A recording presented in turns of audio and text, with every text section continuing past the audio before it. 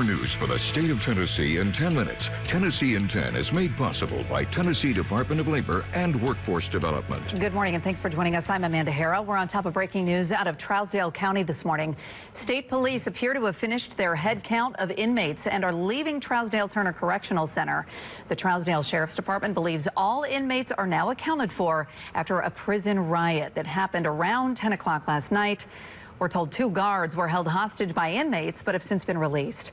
Several agents responded to the situation that authorities say was contained inside facility fences.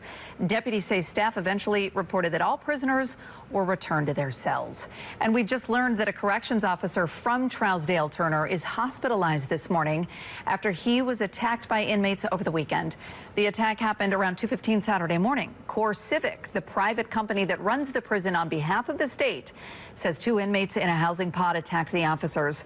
They say staff responded quickly and medics were there to assist. The officer went to the hospital for treatment and at last check is still there.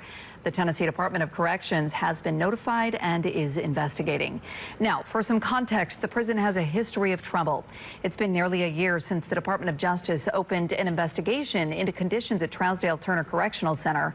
The DOJ says state audits flagged dangerous understaffing and safety concerns inside what's the state's largest correctional facility. The DOJ says it will examine whether or not the state protects people who are incarcerated there from physical violence and sexual abuse. It first opened back in 2015, again run by that private company called CoreCivic. 6 people are hospitalized this morning after a plane crash in Tullahoma that happened at the end of the runway at the municipal airport off of Old Shelbyville Road. You can see the twin-engine skydiving plane in 2 pieces there at the crash site. 20 people were on board when it crashed shortly after takeoff. The plane experienced an unknown issue that resulted in the impact with both the trees and terrain. We practice for these types of events all the time with our local officials, our county officials, and with our state officials, hoping that we never have to put what we have practiced into action. 3 of the people hospitalized were flown to Nashville. Nobody on the ground was hurt. A person who lives near the airport says he sees these skydiving flights regularly. And TSB data shows this is the 3rd plane crash in Tennessee this year. Federal authorities are now trying to help figure out what caused the plane to go down.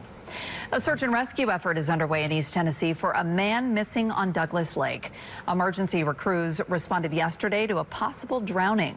We talked with Tennessee Wildlife Resources Agency. They tell us that a 21-year-old man jumped from a boat and never surfaced. Kilmar Abrego Garcia will be back in federal court in Nashville this week. The White House says he was mistakenly deported to El Salvador in March, then later said he was deported because of affiliations with a gang.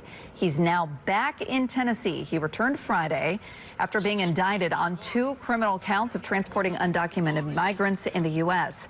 That's after this video surfaced last month of THP troopers pulling him over in 2022. He wasn't charged during that traffic stop, but now is indicted. Lawmakers say Abrego Garcia will now face due process through the American justice system. So every person is given due process, but someone who is not a citizen of the United States has very different due process than someone who is a citizen of the United States. There is a unanimity amongst legal scholars that everyone has a right to due process, and anyone who stands up for that, even for people who are not as, don't inspire necessarily public adoration. Abrego Garcia's arraignment and detention hearing is set for Friday in Nashville. In East Tennessee, vacationers got stuck on a mountain after a mudslide in Pigeon Forge Friday. It happened at the Ridgetop Resort near Veterans Boulevard and the Parkway. This is what it looked like as crews cleaned up the road to let those visitors get around.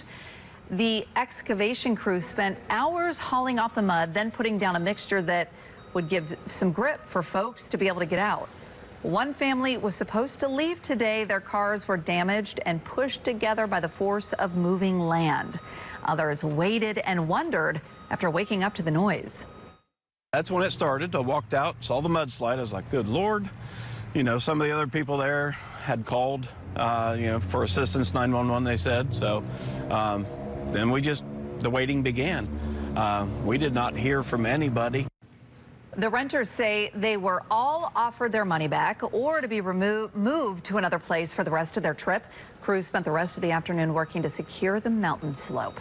Today is a first alert weather day, so Stefano is here with a look at the forecast where you live. And we're tracking the risk for strong to severe thunderstorms across parts of the state, actually most of the state, as we get into the afternoon and through this evening. So biggest severe threat right now, Middle Tennessee, East Tennessee, level 2 out of 5 on that threat scale. But there could still be a gusty thunderstorm elsewhere today, even north and west of Nashville, back to Memphis, northwest Middle Tennessee, or northwest Tennessee, I should say. Don't be surprised if there's a thunderstorm early this morning that has a good gusty wind to go along with it. Heavy downpours, damaging wind gusts will be the main concern, though, with any strong to severe thunderstorm. There could be some small hail with the strongest storms. There is no tornado threat, though, expected for today.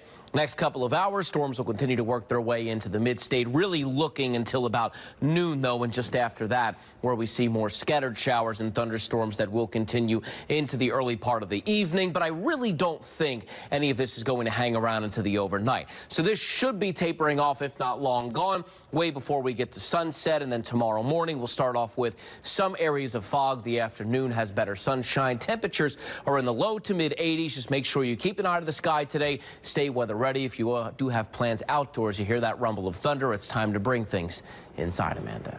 He was missing for more than a week, but this morning, Ed the zebra is back in captivity after a dramatic capture yesterday in Rutherford County near I-24.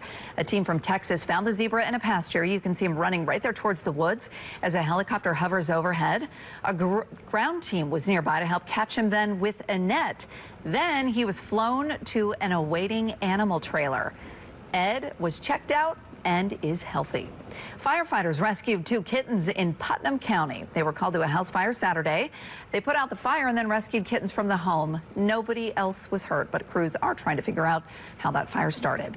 Cumberland County deputies rescued a baby owl. The sheriff's office says the owl was right in the middle of the road and could have been hit. Deputies called in an expert from the state park to help, who specializes in owls and their rescues. They named the owl McCoy, and it is now in the state park ranger's care. An unlikely bystander became a hero when she saved her teacher's life. 4-year-old Kendall Bradley came to the rescue when her daycare teacher collapsed in the Clarksville classroom last week. The teacher was in need of medical help and was the only adult in the room at the time. Kendall, though, knew something was wrong and ran to get help. Paramedics say the teacher stopped breathing twice during a seizure. Medics rushed her to the hospital and say she's alive, thanks to Kendall. I never thought to introduce what to do if an emergency arises. So it was a shock to me to see that she knew exactly what to do in a situation like that. I mean, if she hadn't gone and got the assistance, this story could have gone a totally different way. So I'm very proud of her. Now her mother's message to other parents is that a child's awareness should not be underestimated, no matter their age. As for Kendall's teacher, she's now home recovering. If your teacher's listening, do you want to say anything to her? Love you. Oh, so sweet. She says, I love you. Thanks for watching Tennessee in 10.